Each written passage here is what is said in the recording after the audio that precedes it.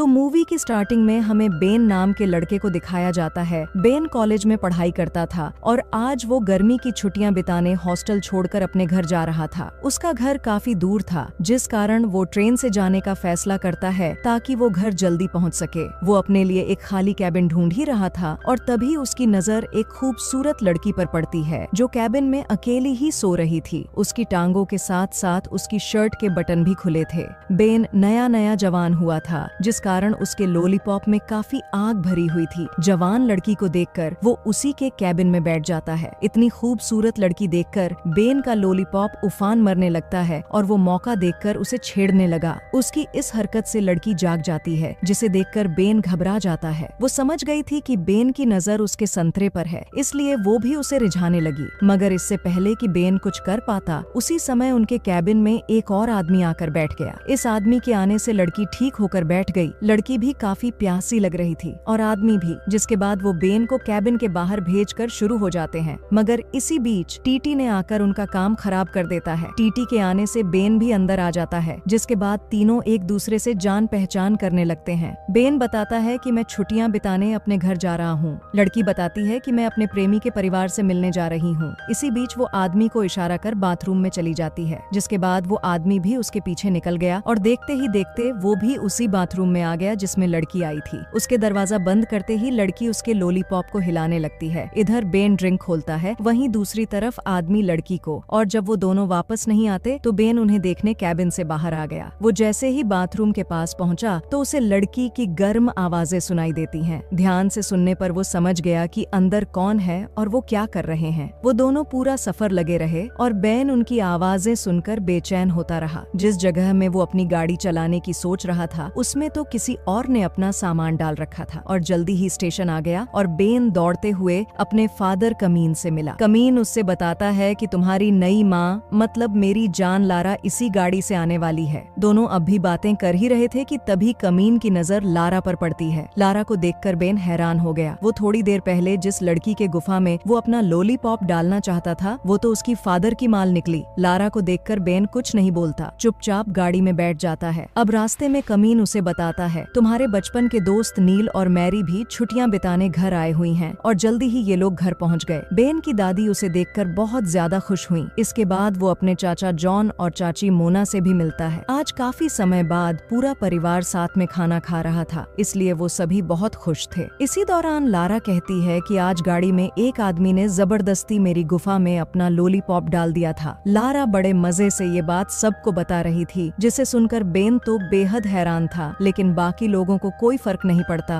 उसका चाचा अंगूर चूसने में बिजी था और चाची क्रीम खाने में। बेन के माता पिता का तलाक हो चुका था। वो ज्यादातर अपनी माँ के साथ ही रहता था और कभी कभार ही यहाँ आता था, इसलिए वो अपने परिवार से मिलकर खुश भी था और हैरान भी, क्योंकि सभी लोग कुछ ज्यादा ही खुले विचारों वाले थे और कोई भी कहीं भी चालू हो जाते थे। वो भी सबके सामने। इधर बेन की दादी दारू के बिना एक पल भी नहीं रह सकती थी और जॉन को म्यूजिक का शौक था, इसलिए वो पियानो के साथ साथ अपनी नौकरानी का बाजा भी बजा देता था। और रही बात मोना की, तो उसे नौकरानी के संतरे निचोड़ना काफी पसंद था। इस नौकरानी का नाम पूसी था, जो घर के कामों के साथ साथ सभी को जिस्मानी सुख भी देती थी। शाम को जॉन कमरे में पियानो बजा रहा था। मोना उसे देख रही थी। इसी बीच पुसी केक लेकर आती है। पुसी को देखते ही मोना गर्म हो जाती है। पहले उसके चेहरे पर केक लगाती है और फिर उसके संतारे पर। जॉन भी ये सब देख रहा था और तभी मोना पुसी की गुफा तक पहुंच जाती है। उन दोनों को देखकर जॉन का भी लॉलीपॉप खड़ा हो गया और वो भी अपनी पैंट में हाथ डाल लेता है। जॉन को अपनी बीवी के साथ कम, बल्कि उसे किसी और के साथ देखकर ज्यादा मजा आता था। शाम को बेन अपने दोस्त नील से मिलता है और दोनों दोस्त प्यासी लड़की की मूवी देखते हैं और फिर अपनी दोस्त मैरी के साथ बोटिंग पर जाते हैं। बोटिंग के साथ साथ ये तीनों नशा भी कर रहे थे। तीनों एक दूसरे को बताने लगते हैं कि कौन कितनी बार इंटीमेट हुआ है। तब मैरी बताती है, मैंने आज तक अपना खाता नहीं खुलवाया है। ये सुनकर बेन खुश हो जाता है, क्योंकि वो मन ही मन मैरी को पसंद करता था। इसी बीच ज्यादा नशे में होने की वजह से नील मैरी के कपड़े उतार देता है, जिसे देख बेन उसकी धुलाई करने लगता है और वो नील को पानी में गिरा देता है। नील को तैरना नहीं आता था, इसलिए वो पानी में डूबकर मर जाता है। अपने दोस्त की मौत से बेन उदास रहने लगा था। ऐसे ही एक दिन मैरी कमीन के साथ खेल रही थी और लारा वहीं बैठी उन्हें देख रही थी। दोनों को साथ में देखकर न तो लारा को अच्छा लगता है और न ही बेन को। बेन अपने कमरे में खड़ा सबको देख रहा था। एक तरफ कमीन और मैरी खेल रहे थे और दूसरी तरफ जॉन और मोना पुसी के साथ लगे हुए थे। इन सब को देखकर बेन के लॉलीपॉप में भी हलचल होने लगती है। रात को पुसी बेन के लिए खाना लेकर आती है, मगर जिस हवस भरी नजरों से बेन उसे देख रहा था, उसे देखकर पुसी घबरा गई। घर का गर्म माहौल देखकर वो पागल हो रहा था, इसलिए वो पुसी को दबोच लेता है। पुसी उसे रोकने की कोशिश करती है, लेकिन बेन ये मौका छोड़ना नहीं चाहता था। तभी उनका शोर सुनकर कमीन वहाँ आ जाता है और बेन को थप्पड़ जड़ देता है। अब पॉल समझ गया था कि बेन ने ऐसा क्यों किया, इसलिए वो अगले ही दिन बेन, लारा और मैरी को लेकर रोमियो और जूलियट के शहर घूमने निकल पड़ता है। अब कुछ ही समय में ये लोग एक होटल में पहुंच गए। लारा के कहने पर कमीन ने मैरी और बेन के लिए एक ही कमरा बुक कर देता है, ताकि वो दोनों एक दूसरे के साथ इंटीमेट हो सकें। अगले दिन लारा और मैरी मार्केट घूमने लगे, जबकि कमीन और बेन एक जगह बैठकर उनका इंतजार करने लगे। कमीन उसको इंटीमेट होने का तरीका समझाता है ताकि वो मैरी को अच्छे से बजा सके। बेचारा बेन शर्मा रहा था, जबकि कमीन को अपने बेटे से बात करके अच्छा लग रहा था। वो दोनों बातें भी करते हैं और आती जाती लड़कियों के बदन की तारीफ भी करते हैं। जल्दी ही दोनों लड़कियां वापस आ जाती हैं, जिसके बाद ये चारों उसी किले में पहुंच जाते हैं जहां रोमियो और जूलियट मिला करते थे। मैरी जूलियट की एक्टिंग करने लगी। वो चाहती थी कि बेन उसका रोमियो बने, लेकिन बेन को ये सब पसंद नहीं था, इसलिए मैरी का दिल रखने के लिए कमीन रोमियो बन जाता है। लारा काफी थक गई थी, इसलिए वो कमीन को बताकर होटल वापस चली गई, जबकि एक्टिंग करते करते मैरी और कमीन किले के अंदर चले गए थे। जब वो दोनों वापस नहीं आते तो बेन उन्हें देखने अंदर चला गया। किले के अंदर वो दोनों मस्ती कर रहे थे। बेन को कुछ ठीक नहीं लगता